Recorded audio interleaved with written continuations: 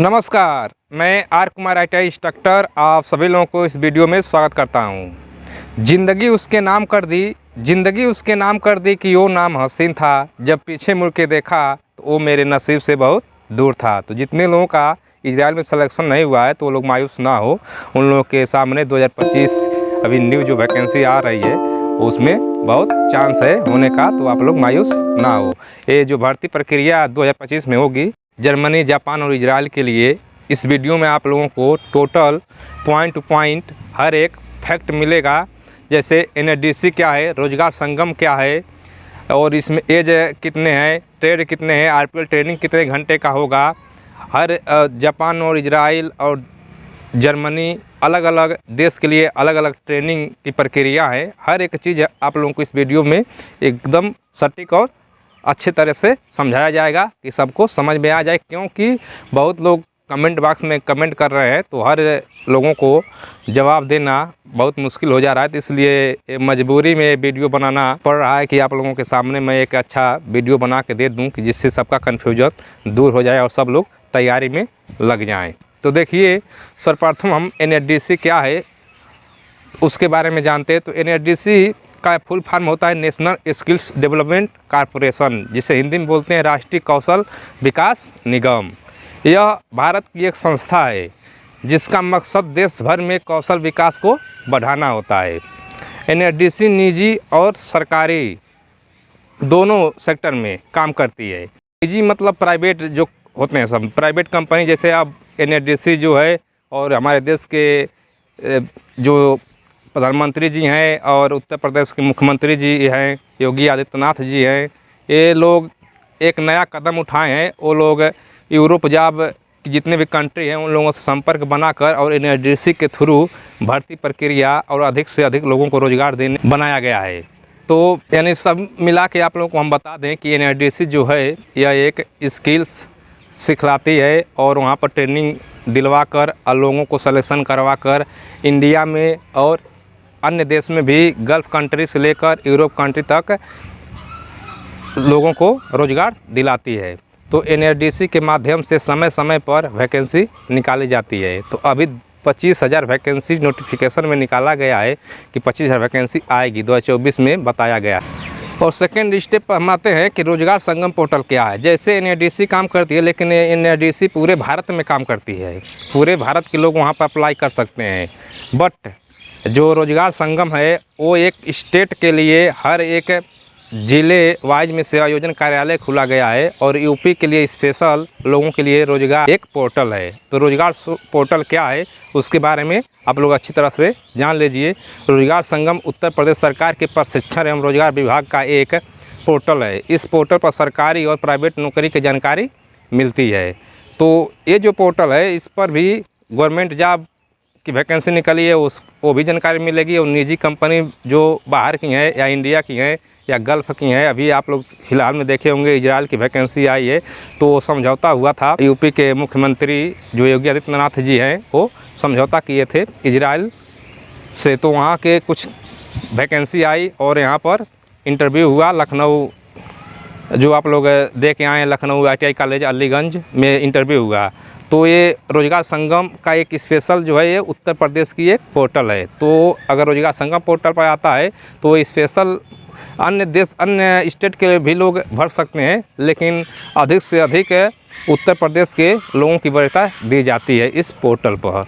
और NSDC में job अगर आ रही है तो उसमें एज क्या है, RPL ट्रेनिंग कैसे होगा और RPL ट्रेनिंग का समय कितना होगा। तो देखिए, हर एक वैकेंसी का अपना अलग अलग स्टेप है। अगर मान लीजिए अगर हाई लेवल की इंजीनियरिंग लेवल का अगर मान लीजिए वैकेंसी आती है जापान, जर्मनी या इजराइल के लिए NSDC के थ्रू, तो देखिए वहाँ उसका RPL ट्रेनिंग अलग होगा।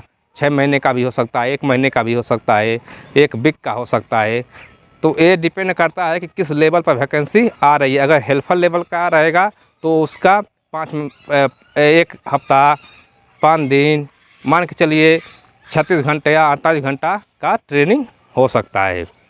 हेल्पर लेवल का रहेगा तो ये डिपेंड करता है कि वैकेंसी किस स्टेप पर आ रही है। अगर इंजीनियर लेवल पर रहेगा तो उसके हिसाब से ट्रेनिंग प्रोवाइड कराया जाता है।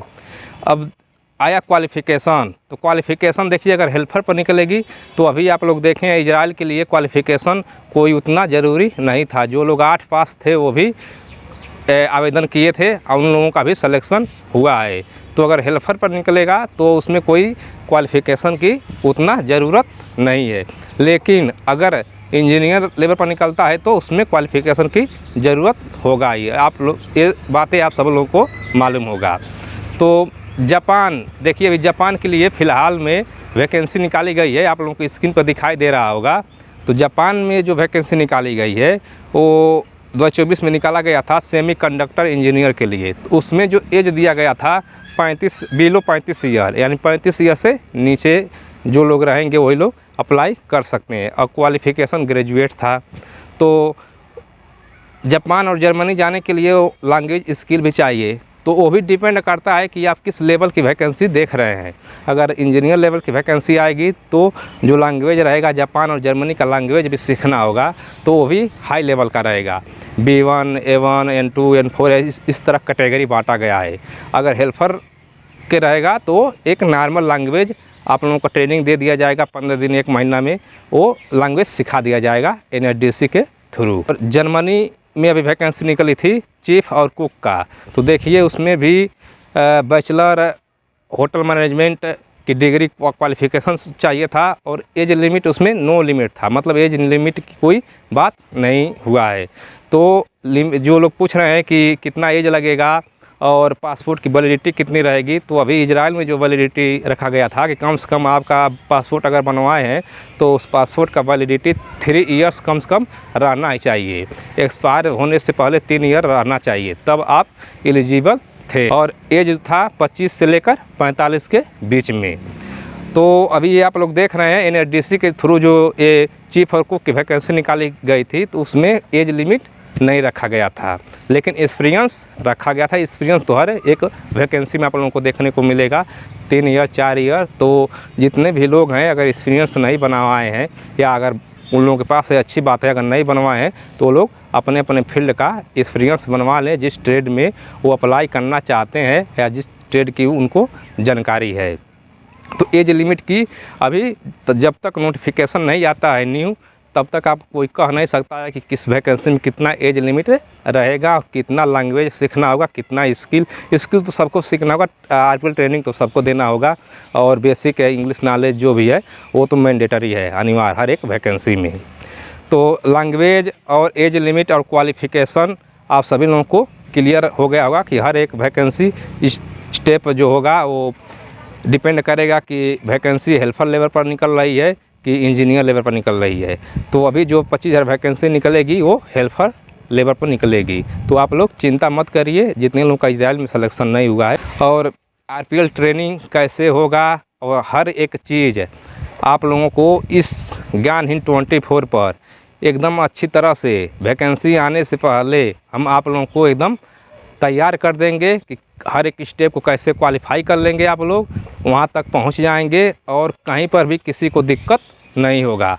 अगर आप लोग चाहते हैं कि इस भर्ती प्रक्रिया में आप सबसे आगे हो तो इस वीडियो को लाइक करें और सपोर्ट करिए इस चैनल का, जिससे मुझे मोटिवेशन मिले और आप लोगों के बीच में मैं अच्छी बातें और अच्छे स्किल्स और जितने भी RPL ट्रेनिंग में क्वेश्चन आए हैं प्रीवियस ईयर्स में सब क्वेश्चंस आप लोगों को मैं प्रोवाइड कराऊं। तो अगर 2025 में वैकेंसी आ जाती है तो बहुत ही बेटर होगा जिन्होंने ये आस लगाया है कि मैं जर्मनी, जापान और इजराइल जाऊंगा, क्योंकि देखिए प्राइवेट ऑफिस में पैसा ज़्यादा लग रहा है, लेकिन ये जो NSDC और रोजगार संगम पोर्टल के थ्रू अगर वैकेंसी आती है तो आप लोगों का पैसा कम लगेगा और काम भी अच्छी तरह से होगा। पैसे डूबने का कोई बात नहीं है कि अगर पैसा हम दे देंगे तो पैसा डूब जाएगा। वहीं अगर आप प्राइवेट ऑफिस से काम करवाते हैं तो उसी चीज़ के लिए 5 लाख 6 लाख का डिमांड किया जा रहा है। तो आप लोगों से मेरा एक विनम्र निवेदन है कि आप लोग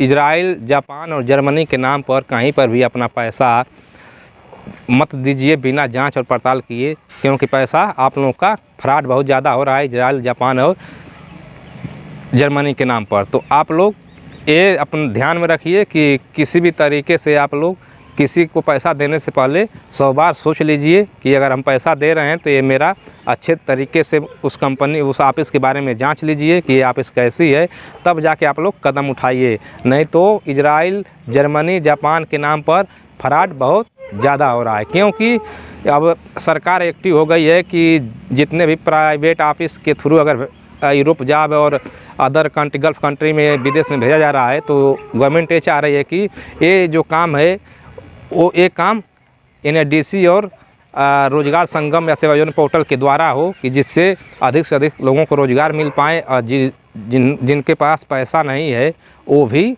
जॉब पाएँ और गल्फ़ और यूरोप कंट्री में। तो इसलिए आप लोग पैसे कहीं पर दीजिए, सोच समझ के दीजिए।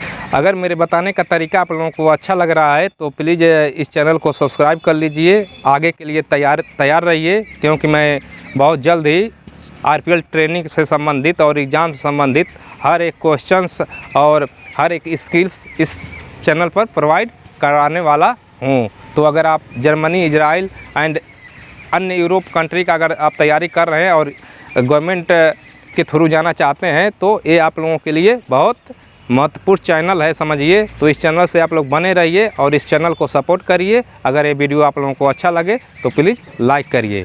आशा करता हूँ कि आप लोगों को सभी जानकारी मिल गई होगी। अगर किसी का कोई क्वेश्चन होगा तो कमेंट बॉक्स में कमेंट करिएगा, मैं क्वेश्चन का जवाब देने का प्रयास करूँगा। चलिए अब मिलते हैं नेक्स्ट वीडियो में, तब तक के लिए नमस्कार, जय हिंद।